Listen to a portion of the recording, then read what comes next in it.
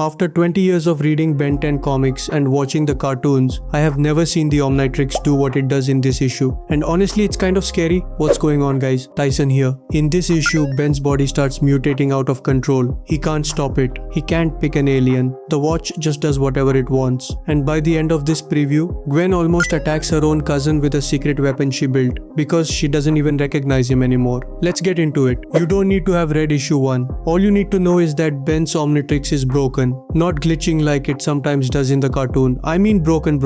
And Ben is lost in the woods alone while Gwen and Grandpa Max are somewhere else. That's where issue 2 picks up, and it gets dark fast. So the issue opens with Gwen inside the rust bucket. She's annoyed. Ben ran off again. Everything is a mess. And from her perspective, this whole situation isn't really her problem. At least that's what she's trying to tell herself. But then something catches her eye. A hidden panel inside the RV lights up by itself. Now here's the cool thing about this. Gwen has spent her whole life in that RV. She knows every creak, every corner, every little hidden drawer. But she has never ever seen this panel before. That means Grandpa Max hid it from her on purpose. She touches the panel. It slides open inside. Technology she doesn't recognize, like nothing she's ever seen. Screens light up, data starts flowing, and Gwen's face just drops. She had no idea any of this existed. Now keep that in the back of your head, because this is the first clue that Max Tennyson is not just a retired plumber. He's been keeping some seriously big secrets from his family. And that's where we switch over to Ben. Now this is where things get interesting, because Ben isn't turning into Heatblast or Four Arms or any alien we know. He's just changing. His arm stretches too long, then his leg twists sideways, then something that looks like an extra rib pokes out of his side, and Ben is freaking out. He keeps slapping the Omnitrix. Come on, work! But nothing happens. Then the fire starts. Ben erupts into this blazing form. His whole body becomes a living torch, flames shooting everywhere, trees catching a fire, the forest lighting up like daytime, and Ben is screaming. Now keep in mind, Ben doesn't understand why this is happening. He's not choosing this form, the form is choosing him, and that's what makes this so dangerous. If Ben has no control, then every transformation becomes a threat, not just to himself, to every living thing around him. And then things get even crazier, because the fire form starts falling apart, literally pieces of it break off, and new stuff starts growing in its place. Insect legs, plant vines, scales that look like something from a deep sea alien. All of it mixing together, all of it wrong, and Ben is still awake for all of it. Imagine feeling your own body change into things you don't recognize. Your fingers turn into claws, your skin turns into bark, your eyes move to different places on your face, and you can't do anything to stop it. That's Ben's reality right now. And the more he struggles, the faster the changes happen. He starts begging, please somebody,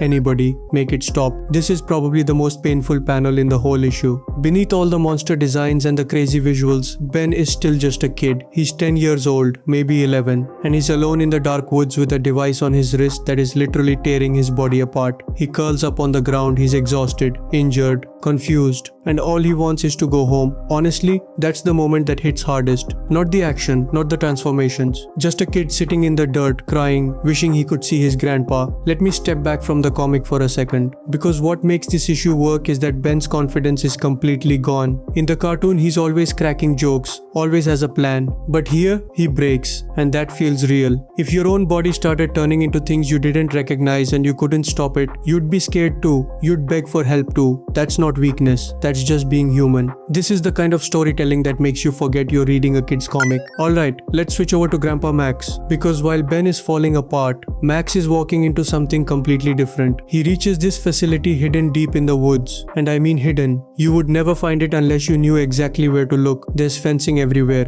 guards with guns, military vehicles. This is not a campsite. The soldiers stop Max. They ask him who he is and what he's doing there. Max says he was just camping with his grandkids, got lost, standard stuff. But then they scan his ID and something changes. The soldiers get quiet, they step back. One of them picks up a radio and says, we have a Tennyson here. A Tennyson, not a civilian, not a lost old man, a Tennyson. Which means the people who run this facility know exactly who Max is, and they seem nervous about it. They bring Max inside to meet Colonel Rosum, and this conversation is fascinating, because both guys are trying to figure each other out without giving anything away. Rosum says, what are you doing here, Max? Max says, camping. Rosum says, you expect me to believe that? that. Max says, I don't really care what you believe. That's such a Grandpa Max line. He's not scared, he's not sweating. He's acting like a guy who has done this 100 times before. But here's the thing, Rosum knows something. He keeps looking at Max like he's waiting for him to confess, and Max just stares back. Neither one blinks. This scene isn't giving us answers yet, but it's telling us loud and clear that Max has a past, a big one, and whatever he used to do, it involved places like this. Now let's go back to Ben, because he finally stops mutating. The changes slow down. He's lying on the ground, catching his breath when he sees something in the sky, a light, moving fast, really fast. At first it looks like a shooting star, but then it changes direction. It's not falling, it's landing. The object crashes into the forest a mile away. Ben hears the impact. The ground shakes, birds fly away, then a voice comes out of nowhere, robotic, cold. It says touchdown achieved. Beginning scan for Omni signal. Omni signal. That's the Omnitrix. Something is here on Earth and it's looking for Ben's watch. Now the soldiers in the forest detect the crash too. They send a team to investigate, and this is where things get absolutely nuts. The hunter is big, like really big. It's mechanical but also kind of alive. Metal plates, glowing eyes, weapons built into its arms, and it moves slowly, deliberately, like nothing in this world can hurt it. The soldiers surround it, they shout at it to freeze. The hunter just tilts its head, it scans them, and then it speaks again. Insignificant life forms, do not interfere. The soldiers open fire. Rifles, grenades, everything they've got. The hunter doesn't even flinch. Bullets bounce off. Explosions do nothing. It just stands there waiting for them to finish. And when they stop shooting, the hunter attacks. It moves so fast, soldiers go flying. Weapons get crushed. Within 10 seconds, every single soldier is on the ground. The hunter didn't even break a sweat. Then it says, resistance noted. Continuing search for Omni signal. This thing isn't angry. It's not emotional. It's just doing a job. And that makes it way scarier than a normal villain. You can't reason with it. You can't make it mad. It will just keep coming until it gets what it wants. Now here's where things turn around a little. Ben is still lying in the woods, exhausted, when the Omnitrix finally does something useful. It turns him into Cannonbolt. Now if you don't know Cannonbolt, he's this giant armored rolling ball. Super fast, super strong. And right now that's exactly what Ben needs. He curls up and just takes off, rolling through the forest at highway speed, trees snapping, dirt flying. For the first time in this whole issue, Ben is actually moving towards something instead of falling apart, and he starts talking to himself, because that's what Ben does. Even in the middle of chaos, he's still making jokes. Alright, we're moving, we're good. Just gotta find Grandpa. Easy.